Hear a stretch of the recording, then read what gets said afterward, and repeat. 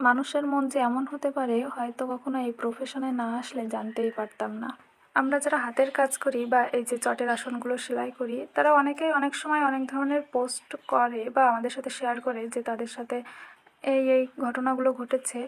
সেই সেম ব্যাপারটাই আমার সাথে কিছুদিন ধরে এমনই হচ্ছে। তো চলেন আপনাদের সাথে একটু শেয়ার করি বিষয়টা। একজন দিদি আমাকে মেসেজ দিয়ে বলছে যে এই আসনগুলোর দাম কত। তো আমি তাকে ঠিকভাবে বললাম যে আসনগুলোর দাম এত, আর সাইজও এমন। তারপর সে আসনের ডিটেলস সব কিছু জানতে শুরু করলো, একে একে আমিও তাকে সব কিছু জানালাম। তারপরে সে আমাকে বলছে যে এই আসনগুলো সেলাই করতে তো 300 থেকে 350-র ভিতরে হয়ে যায়, তাহলে আপনারা এত দাম নিচ্ছেন কেন? তারপর আমি কিছু বলার আগেই সে আমাকে বলছে যে তার একটা ছোট বাবু আছে, তার জন্য সে এই কাজটা করতে পারে না। মানে সে এই কাজটা জানে কিন্তু সময়ের অভাবে কাজটা করতে পারে না। সে তার বাচ্চাকে সময় দেওয়ার জন্য আর এই কাজটা করতে পারে না। মাঝে মাঝে ক্লায়েন্টের এমন কথা শুনলে মানে কি বলবো, মাঝে মাঝে নিজেই ভুলে যাই। প্রথমেই বলি, উনি হয়তো জানেন না যে একটা চট বা এই যে উল যেগুলো দিয়ে কাজ করি সেগুলোর দাম কত হতে পারে, তাই জন্য সে অ্যামাউন্টটা এভাবে বলতে পেরেছে। তার কতটুকু কী ধারণা আছে সেটা আমি জানি না বা জানতেও চাচ্ছি না। সে যা হোক, তার অনুমান করে সে ততটুকুই বলেছে।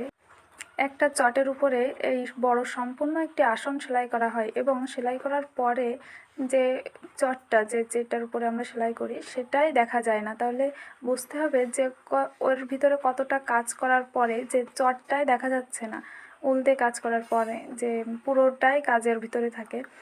তাহলে বুঝতে হবে যে এতে প্রতিটা ঘরে কাজ থাকে, প্রতিটা ঘরে উল দিয়ে কাজ করার পরে তারপরেই একটা আসন তৈরি হয় বা সুন্দর দেখতে লাগে।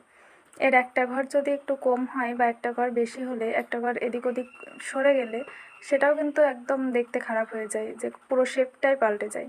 তো সেদিক থেকেও আমাদের অনেক লক্ষ্য রাখতে হয়। আর সেই দিদিটা যেমন বলেছে যে তার বাবুর দিক থেকে সময় দিতে হয়, এজন্য সে কাজটা করতে পারে না, না হলে নিজেই পারে। তো সেক্ষেত্রে বলবো যে তার যে বাচ্চাটা আছে তাকে সময় দিয়ে তার ভবিষ্যৎ উজ্জ্বল করার জন্য সে সবসময় তার সাথে থাকে, তাকে সময় দেওয়ার চেষ্টা করে, খুব ভালো। সে বাবুটা সুস্থভাবে তার মার কাছে বড় হচ্ছে, এটা খুব ভালো। কিন্তু আমাদেরও তো সময়ের দাম আছে। একটা সম্পূর্ণ বড় আসন করতে না হলেও 1 সপ্তাহ লেগে যায়।